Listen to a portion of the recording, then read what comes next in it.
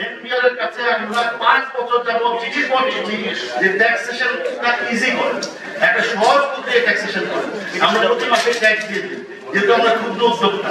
কিন্তু এনপিআর এর চাঁদাবাজি তো বন্ধ হবে না, কারণ মাঠ পর্যায়ে থেকে চাঁদাবাজি করে উপর পর্যন্ত ভাগ বাটোয়ারা হয় এবং তারা সিস্টেমটাকে এমন জটিল করে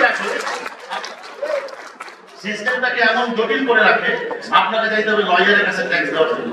তো আপনি কিছু সরকারকে দিবেন, কিছু এনবিআর কর্মকর্তাদের ম্যানেজ করবেন, কিছু লয়ার দিবেন।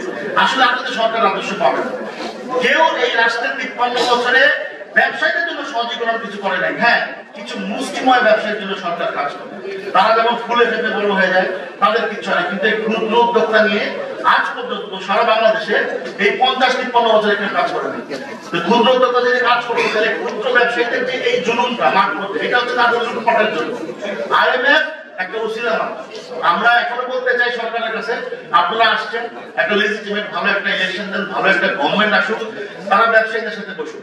আরেকটা বিষয় আপনাদের সাথে বলতে চাই, যে বিসিসিআই কে ছোট জগন্নাথ বানায় রাখছে আজকে বহু বছর।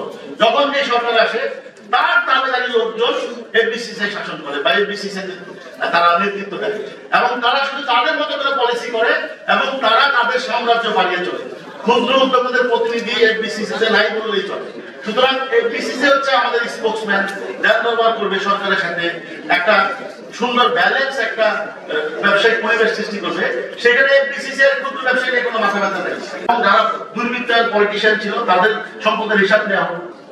আজকে সব উঠে পড়ে লাগছে ক্ষুদ্র উদ্যোক্তা, ক্ষুদ্র উদ্যোক্তা।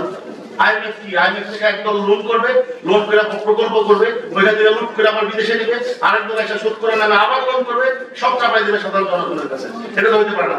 দিন শেষে তো আমরাও একটা ভোক্তা, আমরাও তো ভোক্তা। দিন শেষে কোথাও না কোথাও আমরা কিনবো, তা আমাদের ইনকামটা তারা কি চায়? এটা দারিদ্র সীমার নিচে চলে যাক এই দেশটা, তাহলে সুবিধা হবে, আরো 500 এনজিও হবে, তারা একসময় ক্ষমতায় আসবে। এটা তো হইতে পারে না।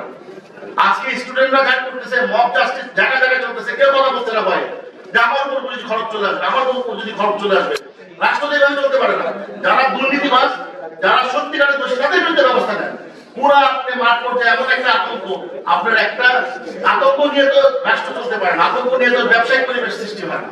আমরা চাই ক্ষুদ্র উদ্যোক্তা যারা আছে সারা বাংলাদেশে, আমরা সুন্দরভাবে ব্যবসা করবো, সরকারের রাজস্ব দিব, ট্যাক্স দিব, ভ্যাট দিব, সব দিব। আমরা যারা ট্যাক্স দেয় না, তাদের ট্যাক্সের আওতায় যদি আনতে পারি, একটা সেম টাইম আমরা হাইজিন ফুডটা পাবো। এটা কিন্তু সবচেয়ে বড় কথা। বিধায় আমরা চাচ্ছি আপনাদের মাধ্যমে সবাইকে একটা ইনক্লুড করার জন্য। যে কথাটি ইমরান সাহেব বলেছেন, আমরা সত্যি গতবারের চেয়ে যেখানে আপনার 15% ছিল, তারপর 7.5% আছে, তারপর 5% আসছে। 5% আসার পরে কিন্তু আমরা 19% বাড়িয়ে দিয়েছি, এবং 3% যদি আনানো হয়, আমরা চাবো যে আপনার 50% আমাদের ট্যাক্স বেড়ে যাবে। মানে এর আগে যদি আপনার 2000 কোটি টাকা আছে, তখন আপনার 4000 কোটি টাকা হবে এই হোটেল রেস্টুরেন্ট থেকে। সুতরাং আমরা চাচ্ছি যে 3% আমাদের উপরে আপনার ভ্যাটটা ইমপ্লিমেন্ট করা হোক, এবং আমরা 100% আমরা ট্যাক্স দিব। যে ওয়ান স্টপ সার্ভিসের মাধ্যমে যদি এই রেস্তোরাঁ খাতকে ধরা হয়, যেটা আমাদের এখানে ইমরান হাসান সাহেব বললেন, এই ওয়ান স্টপ সার্ভিসের মাধ্যমে আমরা প্রতিটা ক্ষেত্রে কিন্তু আমরা ইনশাআল্লাহ আমাদের যে দাবিগুলো যখন বলতে পারবো। আর প্রকৃত পক্ষে আপনারা খেয়াল করেছেন কিনা, আমরা কিন্তু ক্রেতাদের পক্ষেই কথা বলছি। আমরা কিন্তু এই 15% দিলে আপনার তো আপনি 100 টাকা হলে 115 টাকা আপনার দিতে হবে, 500 টাকা হলে 560 টাকা আপনার দিতে হবে, 575 টাকা দিতে হবে। ওই 75 টাকা কিন্তু অনেকের কাছে খুব বেশি এটা মনে হয়। সুতরাং আমরা চাচ্ছি যে 3% যদি হয়, 500 টাকা খেলে 3 পাঁচা 15 টাকা, 15 টাকা সবাই দিবে এবং 100% দিবে। তো এই জন্য বর্তমানে যে টাকাটা এখন রাজস্ব আয় হচ্ছে, তার চেয়ে অন্তত 100 গুণ বেড়ে যাবে। এইটা আপনারা যদি সবার কাছে একটু তুলে ধরেন, আর বর্তমানে যারা আমাদের উপদেষ্টা মন্ডলী আছে তাদের প্রতি শ্রদ্ধা জানাই। তারা যেটা বয়সের কারণে হোক, যে কথা প্র্যাকটিক্যাল কারণে হোক, তারা হয়তো অতটা বুঝতে পারছে না। এবং এখানে কিন্তু এর আগেও যে সমস্ত আমলারা নানা ধরনের কথা বলে, কান ভারী করে সরকারকে অপ্রিয় করার জন্য যে কর্মকাণ্ড করে, তাই কিন্তু হচ্ছে। সুতরাং এই সেক্টরটা কেন ধরবে? আপনার রেস্তোরাঁ খাতটা সবচাইতে আপনার সেন্সিটিভ একটা সেক্টর।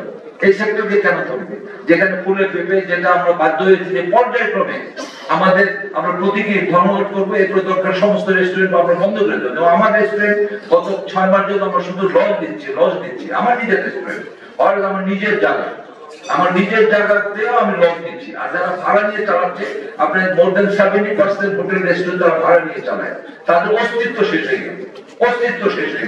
এখন আমরা করেছি হয় আন্দোলন দিয়ে করবো, আর না হলে আমাদের হোটেল রেস্টুরেন্ট বন্ধ করে আমি যদি ভাড়া দিই, আমি যদি দোকান ভাড়া দিই, ভাড়া দিচ্ছি আমি বেশি পাবো। বিধায় আপনারা যাতে দিবে আপনাদের লিখনের মাধ্যমে, আপনারা প্রিন্ট মিডিয়া বা ইলেকট্রনিক্সের মাধ্যমে আপনারা দয়া করে আমাদের দিকে যদি একটু তাকান, ইনশাআল্লাহ আমরা চাই এই দেশকে পৃথিবীর বুকে সম্মানজনক পর্যায়ে নিয়ে যাওয়ার জন্য।